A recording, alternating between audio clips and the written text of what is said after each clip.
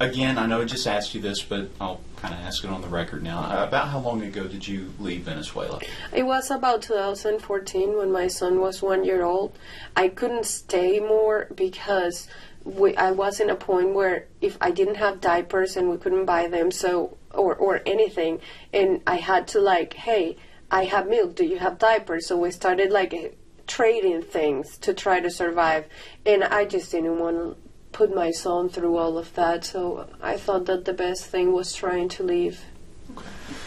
Let's make sure you're still in frame. Perfect. And I know you said that you had some family that still live in Venezuela. I have a lot of family that is still live in Venezuela. I have uncles and aunts and cousins. My brother, my younger brother, he still lives in Venezuela. Now, obviously, I know everybody in the world, and I'm sure your family in particular, have been watching the news of what happened over the weekend in Venezuela. And I know there's been a lot of conversations about, especially with people in this country that maybe aren't a fan of what we did, what the military did in Venezuela, removing Maduro. But from what I understand, there's a lot of Venezuelans that are ecstatic with the way that this. Okay, so we need to set a record and make it clear in here. Of course. And this is the most important thing. 100% of the Americans that are against what happened in Venezuela are not coming from experience, okay? Whatever situation you have ever lived in the United States will never ever compare to the famine, persecution, and destruction that we have endured to 26 years. You are upset that a military operation took place because of oil, supposedly. That's what is being said. But nobody said anything while people starving, eating out of the trash. I had friends that took whatever somebody threw on the trash and tried to eat the leftovers. I had family that died because we tried to take medications from the country that we were at and send it to Venezuela, and it wasn't allowed in. Goodness, sorry, No, don't worry. Flag came on down. Goodness, all right. Yeah, so we were talking about, how Americans have seen this, and we see it as salvation. Honestly, that's the way we see it. We see it as the opportunity to hug our family again. Because I'm sorry, we fought way too hard. And we were either killed, run over by their tanks, taken to prison and disappeared. People that I studied with, they just disappeared. They just took them away. They vanished them. If you were put in notice, we know who you are. We know that you are protesting against us. We are going to come and take you. I worked for the government, for a bank in Venezuela, and they ran a list, and we had to, in any government, wherever the president was going to be, we needed to be there in slotted times because we needed to make it look like it was full. So an American that hasn't lived the terror of socialism will never understand what is going on right now. I don't care if you have a master's degree in whatever. Unless you live it in your own skin, you won't ever understand it. And I think it's terribly disrespectful for anybody to tell a Venezuelan how we should react to that. I think it's terribly disrespectful to the people that have died, saying that Maduro shouldn't be where he is. In 2011, and this is out in the news, you can confirm what I'm about to tell you. In 2011, there was an overpass that is called Yaguno in Venezuela, in Caracas. And the people that were walking over that underpass, I was there with my mom. We were in the protest.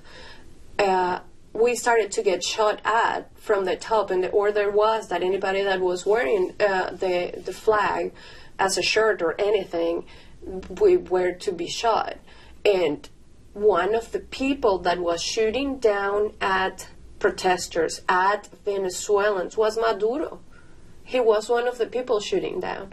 And that is proven. And there are photos of him attacking people. So you cannot tell me that he shouldn't be there. Now, he's there. There are so many other things that he has done that he's not paying for. But America is making him accountable for the things that are threatening directly Americans. Like drug charges and everything. It's just the opportunity that we have before other crimes, he can at least pay for some. And we can have hope in freedom. When I saw the news, it was 5 a.m. I woke up and I read it and I couldn't believe it. And I was like, no, this is impossible. Let me read again. I just jumped and I started screaming and crying, call my mom, call my brother. I mean, we are happy. This is what we prayed for. This is what we dreamed for. We are not free yet. We need America to stay in Venezuela until all of the other bad guys are out. But without America, this wouldn't be fathomable. Like, it's just insane. Now, obviously, your family's still there. Yes. I know it's only been a couple days now since Maduro's been captured, but what is Venezuela like right now? So Venezuela is a good amount of happiness and fear. We do celebrate, and like you can hear the celebration, and people, we call it panelazo, like we make sounds with the pans and etc. But at the same time, they are still in power, even though Maduro is out. Delcy Rodriguez is as bad as he is. So people have been threatened, and people are actively being threatened. If you show support on what is happening, we are going to come and get you. So why don't you see Venezuelans in the street of Venezuela? Because we know that the military in Venezuela is still under control of Delcy Rodriguez, and if we go out to show support to what is happening, is going to happen the same that has been happening in all the protests that have happened. We are either going to be shot at, killed, disappeared, like something bad is going to happen. Like we get messages on WhatsApp. My brother, on the day that the bombs hit, that morning, where our home is, or used to be my home, is on a straight line less than a mile away from where one of them hit, the volcan antennas, las antenas del volcán. It was where it hit. He said that he heard it and he saw it and it felt like the world was ending. But the fear is so great of what the government is capable of that when we were talking on the family chat, because he needed to go somewhere else to charge his phone because they lost power and all of that, and when he was coming back, we were advising him, delete all the conversations with us, turn the Wi-Fi, like turn the WhatsApp off, your Instagram, don't share anything. If they stop you on the way back, make sure that you don't have any of these conversations with you, because that's the first thing they do. They ask you for your phone and they check on your WhatsApp and they see what you have been talking about, and in that, then something may or may not happen with you. Now, for your family, are you worried for their safety? I am worried for their safety. Now, in a situation like this, is there any way to really guarantee their safety? If America had boot on the ground. And, yeah. Oh, sorry, go ahead. Because, so, this is the deal. I think that America is being smart about the way they are doing things. But to us, although it's great, we are like, just don't hold back. Just send it all.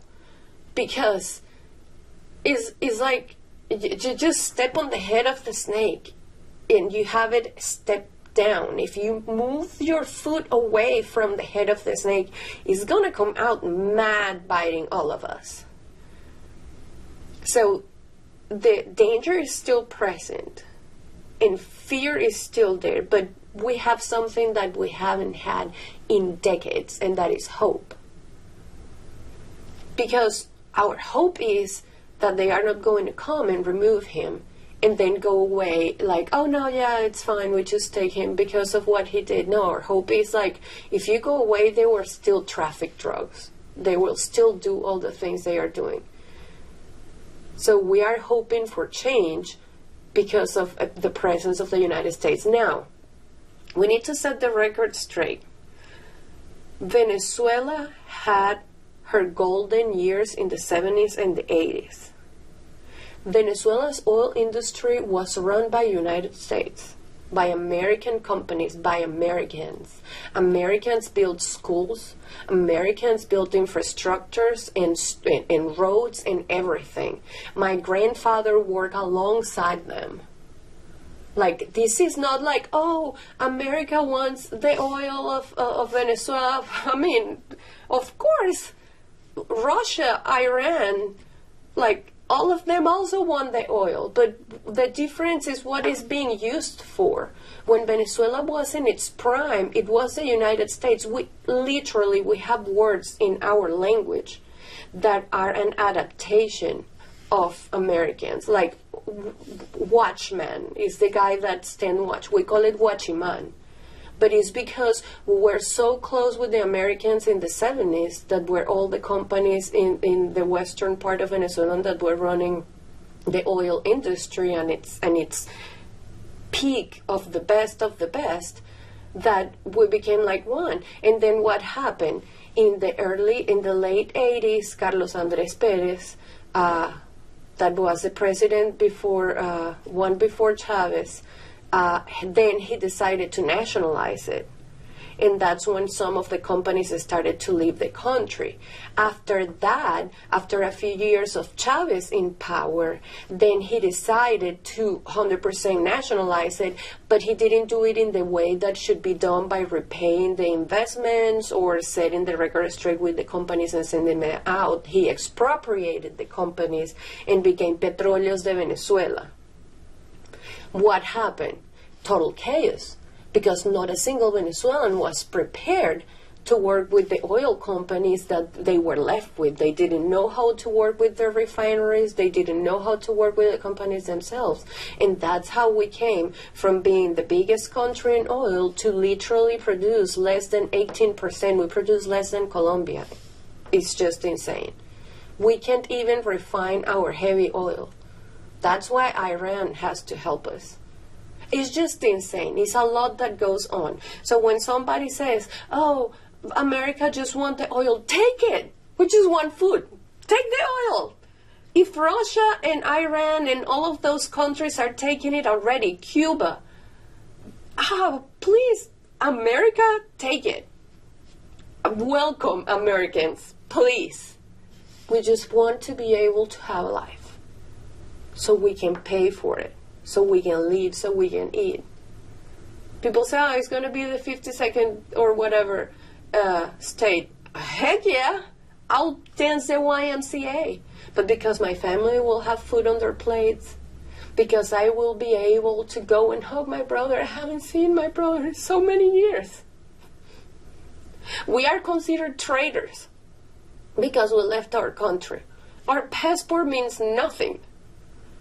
If you go back to Venezuela, you just go to jail because you're a traitor. Like, look what the vice president has said, Diosdado. If we get with that passport in Venezuela and we come from places like this, or we have ever said anything against the government, we're just going to be thrown in jail. The real reality is different. The real reality is different. Those Americans, free Maduro, that's not real reality. That's them living in their little fairy tale story that are going to have a rude awakening. That's the truth. Check one last thing on here. Just, I always get paranoid with my camera, but very powerful stuff. Very powerful. I think you've answered. I think you've answered everything that I've been going to ask. But is there anything else that you would like to add that maybe you haven't said that would be really important? I talked to my brother this morning that lives in Venezuela, and I asked him those words. I said, I'm having the opportunity to talk to somebody about the situation in Venezuela. If you had the opportunity to talk, what do you want me to say? And he said, I want them to know the truth. In here, we don't have a future. When we work, we don't work for a home. We don't work for a car. We don't work for future plans. I would love to have children, and I can't. Not because I physically can't, but because we cannot afford it. We work for survival, and sometimes that doesn't even happen. So the real reality is, as long as America continues on help, there may be a future. I may be able to go and see my brother again. Hey, it's so strong. I have constant nightmares that I am ripped away from my husband and I'm sent back at Venezuela, and I'm terrified of what they are going to do with me. And those are nightmares because I love my country, but how can I live in it? How can I survive in it? There is not even the chance for survival. I had to leave my country. I had to cross the border with a 1-year-old to Brazil. I had to hide my son in a car because the military police wanted to take us. Because we were trying to leave the country, they wanted to force us to stay. I left my country with just the clothes I was wearing and a little bit of diapers and milk that I had left. Don't you dare telling me that this is not a reason for celebration. When I first come into the United States, I cried and had to turn around to my husband and ask him to please help me to open the shower because I didn't even know how to open the shower. When I walked into Walmart and I saw so many options to eat, I couldn't believe myself. Our reality is different. We want to live. And you guys have everything in this country, more than you could ever imagine. And I just wish that you could love it a little bit more and respect it a little bit more. Because if I had to give my life for America, I would. Because my family, I can have dreams and hopes and plans of a future, dreaming of a home, of a car, and all these silly things. Because of the United States. And whatever they do, they can destroy our body, they can destroy our history, they can destroy everything that they have done. They destroyed the Bolivar, they took 5 zeros from our, they can destroy anything, but what is in here?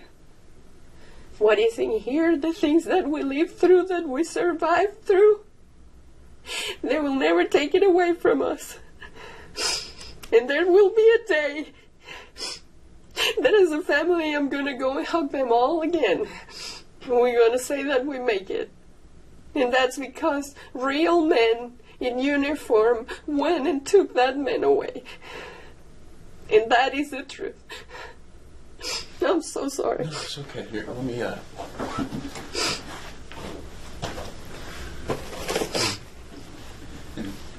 Thank you so much. I'll go ahead and turn this off.